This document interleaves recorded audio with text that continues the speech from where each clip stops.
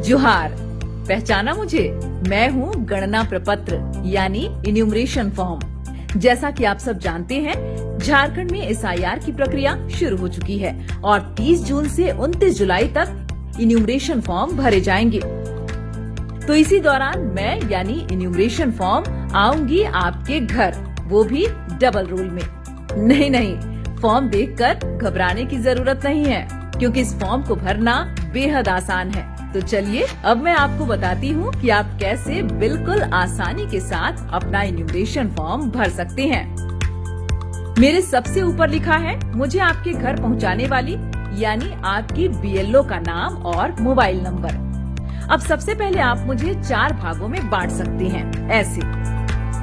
तो सबसे ऊपर वाले पहले भाग में आपको आपकी सारी डिटेल्स मिल जाएंगी, जैसे आपका नाम, EPIC number, address, part number, विधानसभा क्षेत्र और राज्य का नाम। ये जानकारी पहले से ही प्रिंटेड होगी। साथ ही एक यूनिक क्यूआर कोड और आपकी पुरानी प्रिंटेड फोटो के ठीक बगल में आपको मिलेगी अपनी नई रंगीन पासपोर्ट साइज फोटो चिपकाने की जगह। और अब बारी है दूसरे भाग की। इस दूसरे भाग में आपको गत एसआईआर की किन की विवरणी भरनी है, ये आपके जन्म तिथि पर निर्भर करता है। आइए जानते हैं कैसे। पहली स्थिति में यदि आपका जन्म 1 जुलाई 1987 से पहले भारत में हुआ है, तो आपको गत एसआईआर में दर्ज सिर्फ स्वयं की विवरणी भरनी है। दूसरी स्थिति में यदि आपका जन्म 1 जुलाई 1987 से लेकर 2 दिसंबर 2004 के बीच भारत में हुआ है, तो आपको अपने माता पिता में से किसी एक की गत एसआईआर में दर्ज विवरणी भरनी है। तीसरी स्थिति में यदि आपका जन्म 2 दिसंबर 2004 के बाद भारत में हुआ है, तो आपको अपने माता और पिता दोनों के गत एसआईआर में दर्ज विवरणी भरनी होंगी।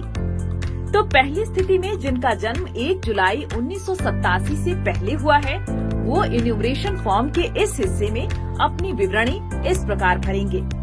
गत एसआईआर की मतदाता सूची में दर्ज अपना नाम लिखें। इसके बाद एपिक यानी मतदाता पहचान पत्र का सीरियल नंबर अगर उपलब्ध हो तो यहाँ लिखें। रिश्तेदार का नाम वाले कॉलम में अपने पिता का नाम लिखें और नीचे संबंध वाले कॉलम में उनसे अपना संबंध दर्ज करें। अब जिला, राज्य और विधानसभा वाले कॉलम को भरें। इसके ठीक नीचे बनाए गए बॉक्स में आप गत एसआईआर में दर्ज स्वयं का विधानसभा क्षेत्र संख्या, भाग संख्या और क्रम संख्या दर्ज करें। अब दूसरी स्थिति में यदि आपका जन्म 1 जुलाई 1987 से लेकर 2 दिसंबर 2004 के बीच हुआ है, तो आप फॉर्म के दूसरे भाग के दाएं वाले हिस्से में अपने माता या पिता के गत एसआईआर में दर्ज विवरणी इस प्रकार भरेंगे। नाम वाले कॉलम में माता या पिता जिनकी भी जानकारी उपलब्ध हो उनका नाम लिखें। यदि उनका एपिक नंबर उपलब्ध हो तो यहाँ लिखें।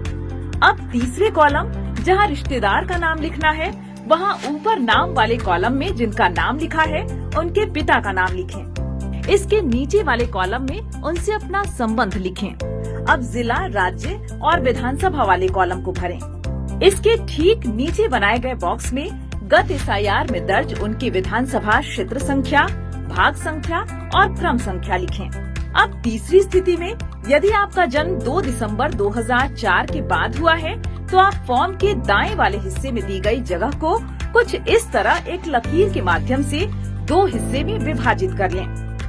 अब इनमें पहले वाले हिस्से में अपने पिता और दूसरे वाले हिस्से में अपनी माता की गत एसआईआर से जुड़ी विवरणी इस प्रकार भरें। नाम वाले बॉक्स में एक तरफ पिता और दूसरी तरफ माता का नाम लिखें। एपिक संख्या वाले बॉक्स में अगर उनकी एपिक संख्या उपलब्ध हो तो दर्ज करें। रिश्तेदार वाले नाम के बॉक्स में माता और पिता दोनों के ही पिता का नाम दर्ज करें। संबंध वाले बॉक्स में उनसे अपना संबंध दर्ज करें। इसके बाद जिला, राज्य और विधानसभा वाले बॉक्स को भरें। अब इसके ठीक नीचे वाले हिस्से में दिए गए विधानसभा संख्या, भाग संख्या और मतदाता क्रम संख्या के बॉक्स में इस तरह लकीर खींचें और माता और पिता दोनों की गत एसआईआर में दर्ज विवरणी इस प्रकार भरें। विधानसभा क्षेत्र संख्या वाले बॉक्स में गत एसआईआर में दर्ज माता और पिता दोनों की विधानसभा क्षेत्र संख्या लिखें।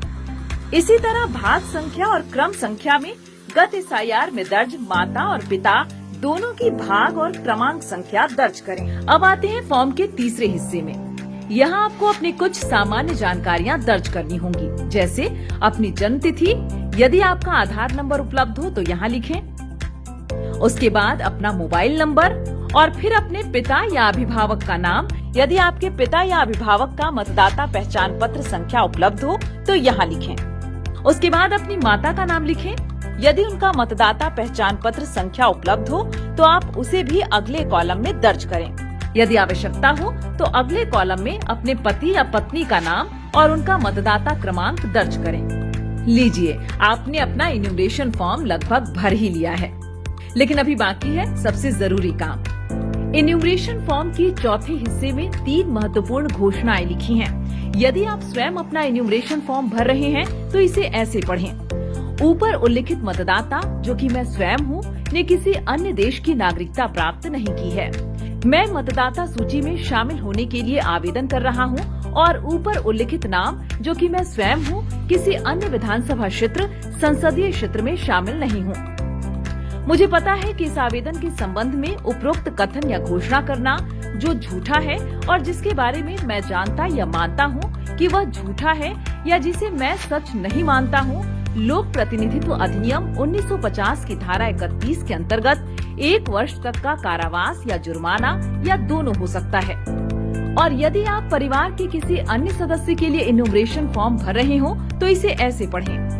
ऊपर उल्लिखित मतदाता, जो कि मेरे परिवार का सदस्य है, ने किसी अन्य देश की नागरिकता प्राप्त नहीं की है। मैं मतदाता सूची में शामिल होने के लिए आवेदन कर रहा हूँ और ऊपर उल्लिखित नाम, जो मेरे परिवार का सदस्य है, किसी अन्य विधानसभा क्षेत्र, संसदीय क्षेत्र में शामिल नहीं है। मुझे पता है कि इस आवेदन के संबंध में उपरोक्त कथन या घोषणा करना जो झूठा है और जिसके बारे में मैं जानता या मानता हूँ कि वह झूठा है या जिसे मैं सच नहीं मानता हूँ, लोक प्रतिनिधित्व अधिनियम 1950 की धारा 31 के अंतर्गत 1 वर्ष तक कारावास या जुर्माना या दोनों हो सकता है। इस घोषणा को ध्यान पूर्वक पढ़ने के बाद एक बार फिर दर्ज की गई जानकारी को अच्छी तरह जांच लें और अगर सारी जानकारियां सही हो तो सबसे नीचे दाहिनी तरफ दिए गए स्थान में अपने हस्ताक्षर कीजिए। यदि घर का कोई सदस्य अस्थायी रूप से अनुपस्थित हो तो घर का कोई भी वयस्क सदस्य उनका फॉर्म भर सकता है। लेकिन यहाँ ये बात ध्यान देने की है कि हस्ताक्षर करते समय मतदाता से अपने संबंध की जानकारी अवश्य दें। देखा कितना आसान है इन्यूमरेशन फॉर्म भरना। यही नहीं, इससे भी आसान है इन्यूमरेशन फॉर्म जमा करना। 2 प्रतियों में मिले इन्यूमरेशन फॉर्म को भरने के बाद एक प्रति बीएलओ को दे दें और दूसरी प्रति में इसकी रिसीविंग जरूर ले लें। रिसीविंग वाले प्रति को अपने पास सुरक्षित रख लें। बस हो गया।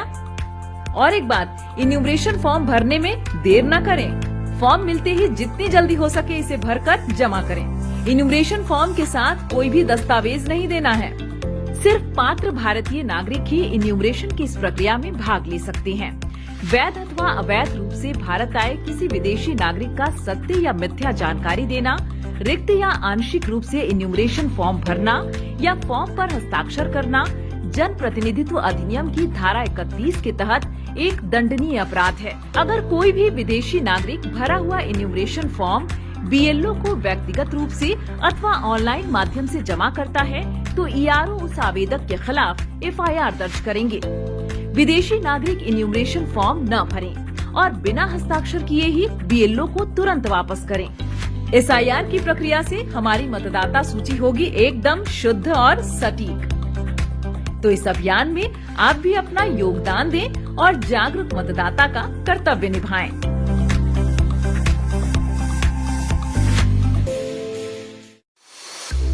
आप देख रहे हैं सिटी स्कोप 24, आपका अपना चैनल।